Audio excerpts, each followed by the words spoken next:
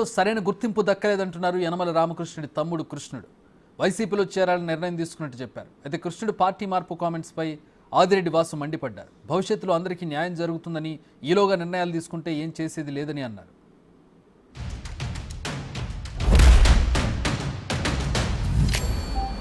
Telugu Desam party national అధ్యక్షుడు చంద్రబాబు నాయుడు గారి దగ్గరికి వెళ్ళి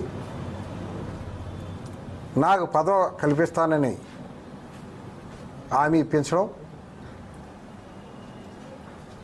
తర్వాత మమ్మల్ని దూరం పెట్టాలన్న దురుద్దేశంతో వాళ్ళ యొక్క ప్రయత్నం కొనసాగడం, రాజకీయాల్లో ఇప్పుడు కూడా 42 సంవత్సరాలు సర్వీస్ చేసినప్పటికీ తాలూకా పదవులతోటే తృప్తి చెందాము తప్ప ఇప్పుడు జిల్లాలో ఉన్నటువంటి జిల్లా పరిషత్ కానీ, గ్రంథాలయం కానీ, సెంట్రల్ బ్యాంక్ కానీ ఇప్పుడు ఆశించలేదు. నియోజకవర్గంలో ప్రజలకు సేవ చేయడం పరమావధిగా భావిస్తూ పనిచేసాం. ఈ రోజున మరి వేరే పార్టీలకు వెళ్ళడం బాధగా ఉన్నప్పటికీ ఇప్పుడున్నటువంటి మోసపూరితమైన రాజకీయాలకి మొదలగా తప్పలేదు.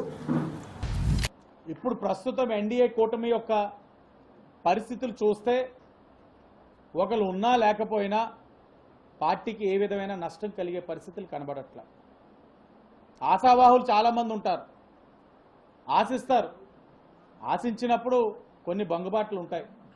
ఉన్నప్పుడు రేపు పార్టీ ఎన్డీఏ కూటమి వస్తూ ఉంది కాబట్టి అధికారంలో ప్రతి ఒక్కరిని గుర్తించి వాళ్ళకి ఏ విధమైన గౌరవం ఇవ్వాలన్నది పార్టీకి తెలుసు. మరి కంగారు పడి ఇలాంటి నిర్ణయాలు తీసుకోవడం వల్ల వ్యక్తిగా వాళ్ళు నష్టపోతారేమో కానీ ఎన్డీఏ కూటమికి ఏ విధమైన నష్టం కలగదు. అందులోని ఈరోజు అక్కడ పవన్ కళ్యాణ్ గారు పోటీ చేస్తూ ఉన్నారు ఆ పార్లమెంట్లో.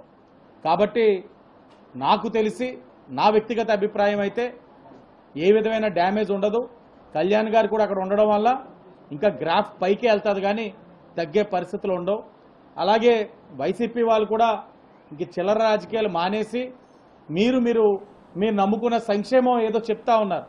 మా నమ్మకం సంక్షేమం, దాని మీద దృష్టి పెట్టండి.